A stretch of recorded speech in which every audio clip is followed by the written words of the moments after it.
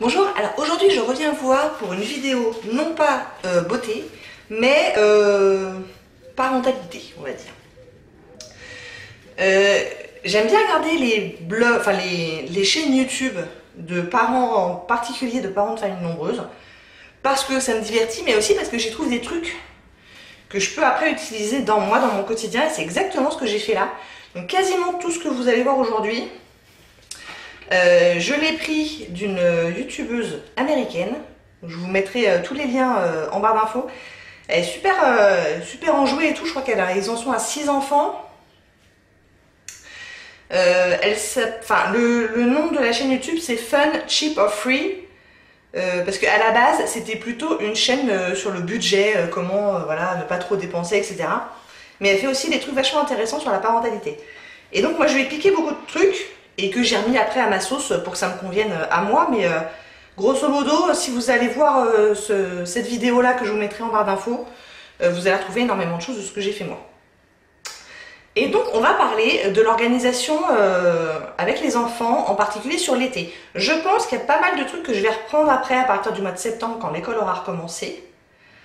Pas tout parce que, enfin, je vous expliquerai au fur et à mesure, mais ça sera trop chargé pour quand il y a école. Mais je trouve qu'il y a des idées intéressantes. Alors pourquoi avoir une organisation pour l'été? Pour plusieurs raisons. D'une part pour garder ma santé mentale. Vous allez voir que ça parle beaucoup de rangement, un petit peu de nettoyage, etc. Je ne suis pas une passionnée du ménage, c'est un truc que j'aime pas faire ça. On a une femme de ménage qui vient quelques heures dans la semaine, mais ça suffit pas. Il faut, voilà, dans la semaine, surtout en été où on est tout le temps là, enfin, on est souvent là, plus souvent que quand il y a l'école, etc. Donc la maison se salit plus rapidement, donc il faut voilà, avoir une rotation un peu plus régulière sur le ménage. Et moi, c'est hors de question que je fasse tout. Donc voilà, comme ça c'est clair. Donc pour éviter que moi je ne fasse tout, d'autre part franchement c'est excellent pour les autonomiser. Ouais, je crois que c'est ça le mot. Ils gagnent énormément d'autonomie en faisant ce genre de truc.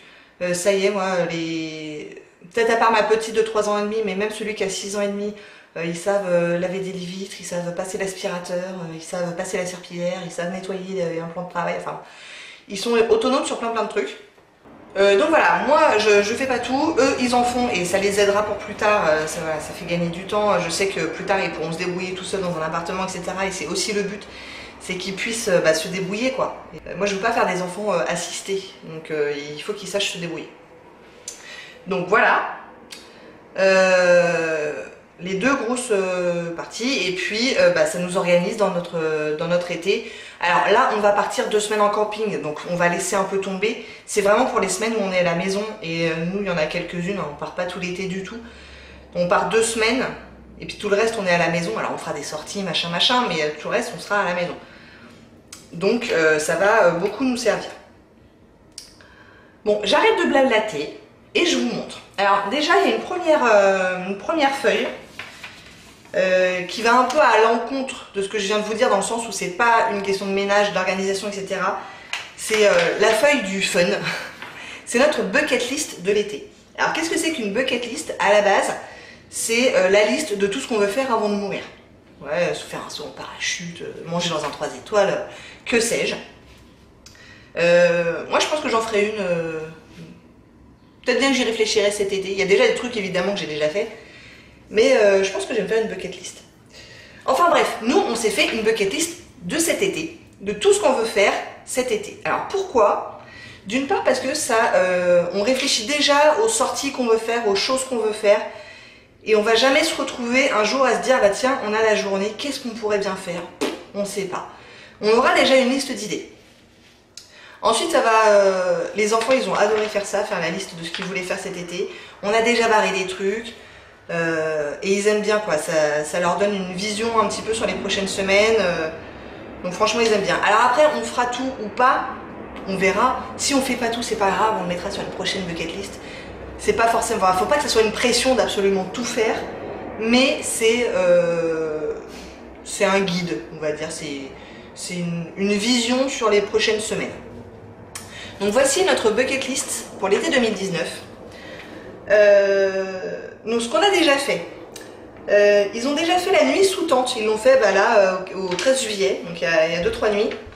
L'année dernière, moi j'ai acheté une tente chez Decathlon, vous savez, les pop-up là. Et tous les étés, ils aiment bien une fois ou deux, quand il fait beau, quand il fait chaud, faire une nuit sous la tente dans le jardin. Tous les quatre, ils se mettent sous la tente. Et, alors ils dorment pas beaucoup, mais je pense que ça leur fait des super souvenirs pour l'avenir, quoi, pour quand ils seront grands et tout. Donc ça, vraiment, ils adorent.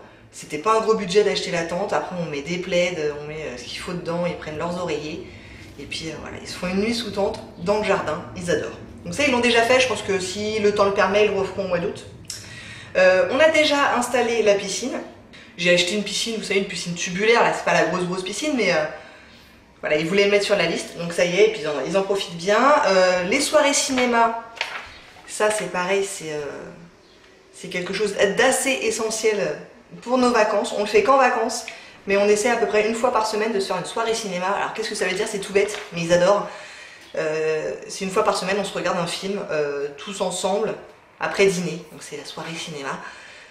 Et moi j'y mets une règle quand même, c'est en général c'est moi qui choisis le film pour que ça soit un film qu'ils aient jamais vu et que ça soit pas un truc super, enfin voilà, que ça enrichisse un peu leur culture cinématographique, si vous voyez.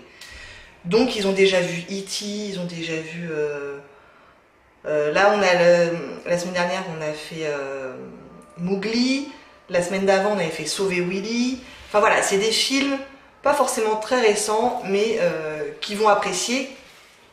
J'essaie de faire en sorte que tout le monde puisse l'apprécier autant que possible. Et puis voilà, c'est des films qu'ils n'auraient pas vus d'eux-mêmes. En général, je cherche sur Netflix ou en streaming ou je sais pas quoi, et c'est pas des choses vers lesquelles ils seraient allés d'eux-mêmes, et pourtant quasiment à chaque fois, ils ont aimé le film. Donc ça, on a fait. Regardez la finale de la Coupe du Monde féminine.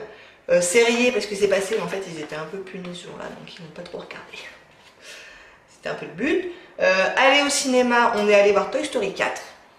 Et on y retournera au mois d'août, je pense qu'on ira voir Le Roi Lion, ça me paraît assez incontournable. Donc voilà pour ce qu'on a déjà fait. Après, pour ce qu'on n'a pas encore fait, on a des tickets pour aller passer une journée à Disney, donc il faudra qu'on fasse ça. Ils veulent aller chez Papy, il habite pas très loin Papy, mais c'est toujours Papy qui vient chez nous. Donc là, ils ont envie d'aller chez Papy, donc on ira chez Papy. Ça peut être des choses très simples, hein, vous allez voir. On a envie d'aller faire une course d'orientation dans un parc à Butier. Il paraît qu'ils ont des bornes permanentes, donc j'ai envie d'aller faire ça. Ils veulent faire de l'acrobranche, ils veulent faire un barbecue. Ça, je pense qu'on fera dans la semaine. Ils aimeraient bien inviter la voisine, on verra si elle est dispo. Ensuite, on a balade en forêt avec Géocache. Je sais pas si vous connaissez Géocache, c'est une appli qui est assez sympa. Il y a des gens qui se sont passionnés là-dessus, où ils cachent des petits... en général, c'est des petits contenants de plastique avec dedans un papier sur lequel on peut écrire notre nom et la date dans laquelle on l'a trouvé. Et l'emplacement de ces caches est indiqué sur l'appli Géocache, et donc avec le GPS du téléphone on cherche tous ces petits trucs là. On aime bien faire ça quand on fait une visite en ville par exemple, il y en a partout dans le monde, hein. Franchement il y en a vraiment partout, donc quand on fait une visite de ville on aime bien essayer d'en chercher quelques-uns, et là on s'est dit qu'on irait bien faire une balade en forêt, peut-être à Fontainebleau ou quelque chose comme ça, et aller chercher quelques géocaches. Ensuite, en grosse sortie, j'aimerais bien au mois d'août aller faire 2 jours à Verdun. J'ai des collègues qui sont allés avec leurs élèves de CM2, elles ont dit que c'était vachement bien, moi j'y suis jamais allée. Elles ont dit que c'était très bien organisé pour les enfants, etc. Donc je pense qu'on ira y passer 2 jours et 1 nuit. J'aimerais bien aller passer une journée à Chartres. C'est à peu près à 1 heure, 1 heure et demie de chez nous, il me semble. Pareil, je connais pas du tout, j'y suis jamais allée. Et en plus, le soir, pendant l'été, il y a des sons et lumières à la nuit tombée, donc on aimerait bien faire ça. Ils veulent aller à la plage, bon bah ça sera fait dans pas longtemps, puisque le camping où on va la semaine prochaine est pas loin d'une plage. Ils veulent faire un pique-nique, bon bah ça c'est pareil, je pense que ça sera pas très compliqué. Et manger au restaurant, ça devrait pouvoir se faire aussi. Donc le but de la bucket list, c'est d'avoir des choses qui peuvent être des choses très simples, le pique-nique, etc. Mais qui sont un peu spéciales pendant l'été, qui sont un peu spéciales pour les vacances. Donc ça, c'est sur notre frigo, et ils adorent barrer, surtout Maxime. Il est assez au point là-dessus, il adore barrer quand c'est fait. Ensuite, je vais vous parler plus de l'organisation, du ménage, etc. Et là, j'ai plusieurs outils. L'outil principal étant la fiche de l'été, en l'occurrence de Lucas. Ils en ont une chacun, parce que vous allez voir que les objectifs sont personnalisés. Donc ça, c'est moi qui l'ai fait, le petit dessin, machin. La liste doit être complétée avant les écrans du soir. Eh oui. Tous les soirs, ils ont normalement droit aux écrans à partir de 18 h à peu près jusqu'au dîner. Mais ils ont un certain nombre de choses à faire avant de pouvoir voir les écrans. Donc là, la liste, elle est assez longue parce qu'ils sont en vacances et parce qu'ils ont le temps. Je vous dis, je pense que je reprendrai la même idée au mois de septembre, mais avec une liste beaucoup plus courte. Donc là, Lucas, c'est l'aîné, c'est celui qui a le plus de choses à faire. Donc, il doit ranger sa chambre tous les jours. C'est pas forcément des choses qui sont très longues, mais c'est pas des choses qu'il ferait de même. Il doit ranger ses vêtements. Moi, en général, enfin, moi ou mon mari, quand les vêtements propres reviennent, on les plie et on lui met sur les marches de son escalier et il doit les monter et les ranger. Il doit faire 2 doubles pages du cahier de vacances. Les autres, ils en ont qu'une seule double page à faire. Lui, il en a 2 parce qu'il passe en 5e, là, donc faire un peu plus. Oui. Et puis cette liste-là, c'est surtout valable pour les jours où on est toute la journée à la maison. Évidemment que les jours où ils vont au centre, que les jours où on fait une sortie, etc., je suis un peu plus cool, hein. Je suis pas complètement psychorigide, un peu. Je sais pas si je vous ai dit, au fait, j'ai 4 enfants et en plus je suis professeur des écoles, ce qui et en plus je suis un peu. Donc voilà, sûrement que ça fait beaucoup pour beaucoup d'entre vous, mais moi j'aime bien et les enfants ils ont bien accroché. Donc faire 2 doubles pages du cahier de vacances, faire 2 tâches bâtons, ça je vous expliquerai après ce que c'est. Avoir fait sa zone, pareil je vous expliquerai ce que c'est après. Avoir mis la table, alors ça c'est quelque chose qu'ils font tout au long de l'année, ils ont chacun un domaine. Donc Lucas lui par exemple il met les assiettes sur la table, Maxime il met les couverts et Chloé s'occupe du pot d'eau. Donc c'est ça, avoir mis la table, c'est juste avoir mis le bon nombre d'assiettes sur la table avant le dîner. Et moi j'ai rajouté, ça c'était pas sur, la vidéo de la youtubeuse dont je vous parlais tout à l'heure, mais ça me paraît assez important, avoir fait quelque chose de gentil pour son frère ou sa sœur. N'importe quoi, ça peut être l'avoir aidé à faire une de ses tâches, ça peut juste voilà, lui faire un bisou, un câlin, un compliment, n'importe quoi, mais quelque chose de gentil. Je trouve qu'il manque parfois un petit peu de gentillesse et de bienveillance les uns envers les autres, donc c'est obligatoire. Donc voilà, pour Lucas, je vous dis c'est adapté après à l'âge de chacun. Par exemple, les autres, ils ont qu'une tâche bâton à faire et une double page. Julia, elle n'a pas de tâche bâton, mais elle doit essayer de s'habiller toute seule tous les matins. J'aimerais bien qu'elle arrive à l'école et qu'elle sache bien s'habiller toute seule. Donc voilà, c'est adapté à l'âge de chacun. Alors du coup, on parlait des tâches bâtons. Alors qu'est-ce que c'est que les tâches bâtons? J'ai trouvé que c'était une bonne idée, c'est pareil, c'est la youtubeuse qui en parlait. Dans ce petit pot, moi j'ai acheté des bâtons de glace, Carrefour. Et on a réfléchi ensemble à des tâches qui doivent être faites régulièrement dans la semaine dans la maison. Et puis on les a notées, donc là on en a 10. S'il y en a d'autres qui nous viennent, et ben on en fera d'autres, sinon c'est pas grave. Il y a laver les vitres, plier les plaids du canapé, passer l'aspirateur au salon, passer l'aspirateur dans sa chambre, laver les miroirs, nettoyer l'évier plus les lavabos, enfin voilà, des trucs de la maison qu'il faut faire de temps en temps. Quand je dis laver les vitres, c'est pas laver toutes les vitres de toute la maison, mais c'est par exemple choisir une pièce et laver à fond les vitres, ou alors passer un petit coup sur les vitres là où il y a des grosses traces. C'est juste voilà, pour que les vitres soient à peu près propres, à peu près en permanence. Donc il y a les tâches bâtons là-dedans, et puis à un moment donné de la journée, il faut que ça soit fait avant les écrans du soir, mais à part ça c'est quand ils veulent, et ben ils vont piocher une tâche bâton et ils la font. Voilà, tout simplement. Et après on la repose à côté et non pas dans le pot, pour pas repiocher plusieurs fois la même de suite. Et puis quand toutes ont été faites, on les remet toutes dans le pot et puis on recommence. Donc voilà, c'est assez simple, mais ils ont bien accroché sur le principe, ils aiment bien.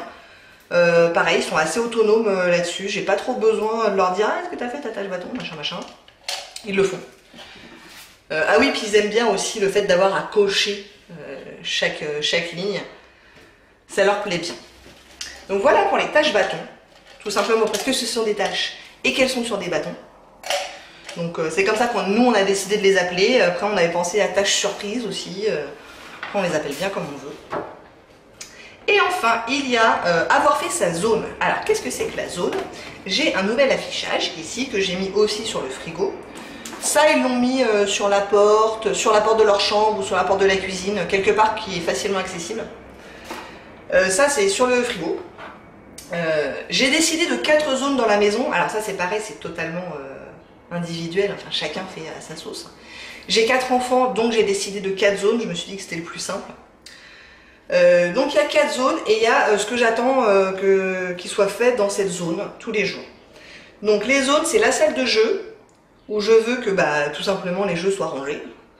Le salon, je voudrais ranger ce qu'il y a sur la table basse et autour de la cheminée et passer un petit coup de pchit sur la table basse. La cuisine, il s'agit de ranger, de nettoyer les plans de travail et de donner à manger aux chats. Et le jardin, il y a ranger tous les jeux qui pourraient traîner dans le jardin, ranger les chaises et les coussins et arroser avec l'aide de quelqu'un les fleurs et le potager. Sachant que ranger sa chambre, c'est sur chacune des listes. Donc c'est pour ça qu'il n'y a pas les chambres en plus là-dessus. Et puis, eh bien, pour que ce soit simple, j'ai mis une pince à linge avec le prénom de chacun des enfants. Et toutes les semaines, on va descendre la pince à linge d'une case. Ce qui permettra d'avoir une rotation et que tout le monde ait fait toutes les zones, au moins 1 à 2 fois dans l'été. Ça c'est pareil, ça leur apprend des compétences qu'ils n'avaient pas forcément avant. Laver les vitres, laver la table basse, ce genre de trucs, passer l'aspirateur. Ça maintenant ils sont complètement autonomes là-dessus. Alors le produit à vitre, je vous cache pas qu'il est sans vite. Mais c'est pas très grave. L'important c'est qu'ils avancent quoi. Bon voilà, je crois que je vous ai tout dit. Dites-moi ce que vous en pensez. Est-ce que je suis complètement folle? Ou est-ce que ça vous inspire pour essayer de faire des trucs? Alors évidemment, ce que je vous disais, hein, tout ça après il faut le faire à sa sauce, en fonction du nombre de ses enfants, en fonction de l'âge de ses enfants, en fonction du temps qu'on a à consacrer à ces tâches-là, en fonction de l'envie que vous avez ou pas de le faire. Si vous achetez pas de cahiers de vacances, et ben évidemment vous en achetez pas. Enfin je veux dire, c'est pas du tout une incitation pour acheter des cahiers de vacances. Moi il se trouve que j'aime bien, mais après je peux tout à fait comprendre qu'on dise non les enfants ils font 2 mois de vacances et puis ils touchent plus à rien, pourquoi pas hein. Donc voilà. Ce que je peux vous dire c'est que là ça fait une grosse semaine qu'on s'est vraiment mis dedans et que les enfants ils ont vachement accroché. Franchement je suis même assez étonnée qu'ils accrochent à ce point là et qu'ils soient autonomes à ce point là. Même Maxime qui a 6 ans et demi, voilà, il prend ses tâches bâtons, il passe l'aspi, il fait des trucs. Franchement, je suis assez épatée. Alors évidemment, ça ne sera pas fait aussi bien ou aussi à fond que si moi je le faisais, quoique, c'est pas mal fait du tout. Mais l'idée, c'est pas que la maison soit impeccable. L'idée, c'est que la maison soit vivable et que eux, ils sachent faire des trucs. Voilà. Donc ce principe-là, je pense que je vais le garder. Enfin, au mois de septembre. J'ai déjà un truc pour le courant de l'année, mais je vais le modifier un petit peu, je pense. Je vous montrerai peut-être au mois de septembre une organisation pour l'année scolaire. Et ça, on le gardera vraiment pour l'été, quoi. Tous les étés, je pense qu'on refera un truc comme ça.